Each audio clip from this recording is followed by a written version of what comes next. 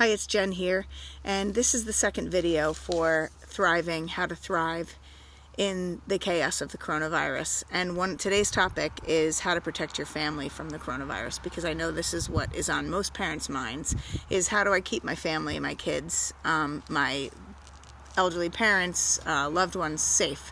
And there's a lot that's going on, and there's a lot of buzz, and there's a lot of fear. It's crazy. I went to the store and there is not a roll of toilet paper to be had on the shelves, which I really don't understand, because toilet paper is not going to keep you safe. It's just not. But I understand it's sort of what people do in the chaos is they want to store and they want to protect themselves. But the important part is to first keep yourself calm, because whatever your reaction is going to feed the reaction of your kids and your family. So if you stay calm and you stay informed and you actually have dialogues and discussions with your family, again, depending on how old your kids are, but I have 11 to 20-year-olds in my house, and we've had discussions about what does this mean? And, why are sports being canceled? Why is school being closed for 2 weeks? All of those discussions are important discussions to have, because it teaches them social global responsibility. Another thing to talk about is how do you keep yourself and your immune system strong? Because keeping yourself and your immune system strong is really how you're going to fight off getting really sick from this virus, because it's really the people that are immunosuppressed that's immune systems are not as strong that are at the greatest risk of death and hospitalization for this. And that's really the big deal, is the overwhelming the possibility of overwhelming the healthcare system. So the more we can kind of keep ourselves healthy and strong through healthy lifestyle, healthy diets, so lots of fruits and vegetables. Great way to get your kids to eat fruits and vegetables is to say they're going to actually help your immune system fight any sort of infection. So keeping your immune system strong through healthy living. Fruits and vegetables, really good sleep, making sure you get enough sleep.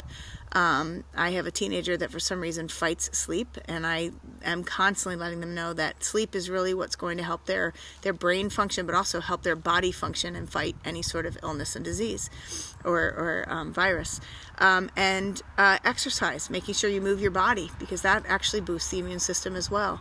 And another thing we can do is hand washing. So keeping yourself, anytime you're touching surfaces, or the way that this virus, apparently according to CDC, the way that this virus is spread is through droplets, air droplets. So it's a respiratory virus. So sneezing, coughing, any of those things sprays particles from our salivary glands and our mucus, sprays that out. That is what is contagious. So if we inhale that, if we get it on our body, get it on our clothes, and then somehow touch and bring it to our face, that's how we're going to spread this virus and can contract this virus too. Apparently more so than surfaces. So although the virus does live on surfaces for up to 2 weeks, it's really the water particles or the airborne component that is of risk. So really important that we wash our hands, tell our kids to wash our hands, really be diligent about that. I know that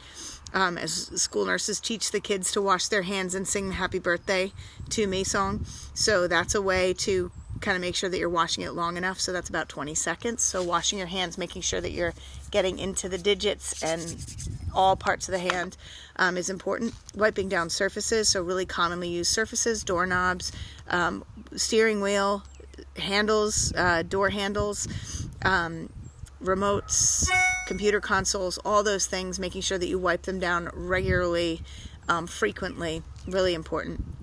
And then the whole social distancing thing, that's something that is talked about, and I mentioned in the first video, but what that really means and how that impacts us and our kids, because let's face it, kids are we in general, but kids in particular are very social creatures. So when you're asking them to be socially distant, it's something that immediately they resist, and we all resist. And it's funny, I was just reading an article about the difference between the spread of this virus in Italy and the difference of the spread in South Korea. And the big difference they're saying is, even though Italy closed their borders and tried to contain it, they didn't practice the social distancing because there was resistance. There was an inherent rejection and distrust of authority. So people kind of didn't believe and didn't follow what the authorities were saying, so they were still gathering in social groups, still going to bars. And I read something that said that they were in bars, but they were supposed to keep a meter distance between them. Well, hello, in realistic, honestly, when we're drinking and we're in social settings, sort of the reality and the prudence goes out the door. So, and whereas in South Korea, the cultural nature is what they call a Confucius culture. And what that means is they have a respect for authority. If somebody tells them to do something, they're going to do it. They're going to follow it. So they were told to isolate and to keep social distance, and they were told to not gather in groups and to follow certain practices, and they followed them. And lo and behold, South Korea was able to contain this disease, and Italy is in crisis mode, not able to handle all of the cases that they have in the hospitals. So I encourage people to really, instead of blowing off what is being recommended by the CDC, by the government, to really think about it and follow and cooperate, because that's the only way we're going to contain this. And that's what we need to teach our kids too, is yes, this is an inconvenience. Yes, this is something that is not comfortable for us and going against what we want as an individual. But what we're really trying to teach them is it's really not about us. It's about something bigger. It's about the community, and protecting the community. And even though I know I had mentioned that kids aren't contracting this virus, there are some kids that apparently are contracting this virus, but the mortality and the effects of the virus on kids is not the same. But what kids can do is they can pass on the virus to others, and that's where we need to be careful. And as I mentioned, my son is home from college, and there was one confirmed case in his dorm, and there were 6 other cases that are being quarantined right now. So it's a conversation that we're having as far as, do we keep you inside and isolated in your room, or what is being recommended is that we're washing hands.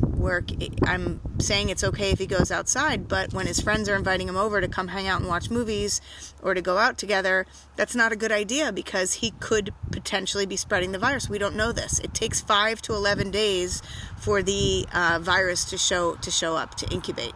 So that's why I say about 2 weeks isolation is what they're recommending, because it takes anywhere from 5 to 11 days for the virus to show up. And in that 10 to 11 or 5 to 11 days, we are contagious. We are spreading the virus unbeknownst to us.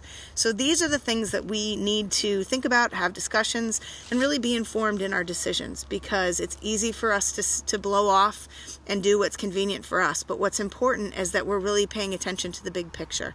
And yes, our kids aren't going to really understand. Our kids are going to want to hang out with their friends. I would say being outside is a great way to kind of connect, because you don't necessarily have to be close to people. You can go for walks, you can, play basketball or whatever it is, and just, make sure that you're not in each other's space, that you're respecting each other's space.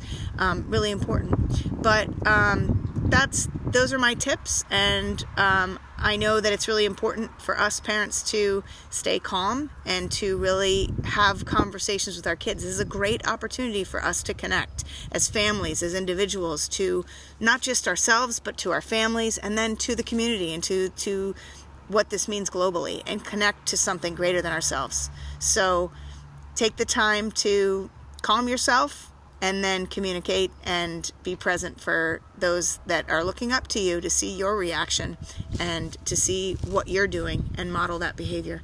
Okay? I wish you well, everyone. Be healthy.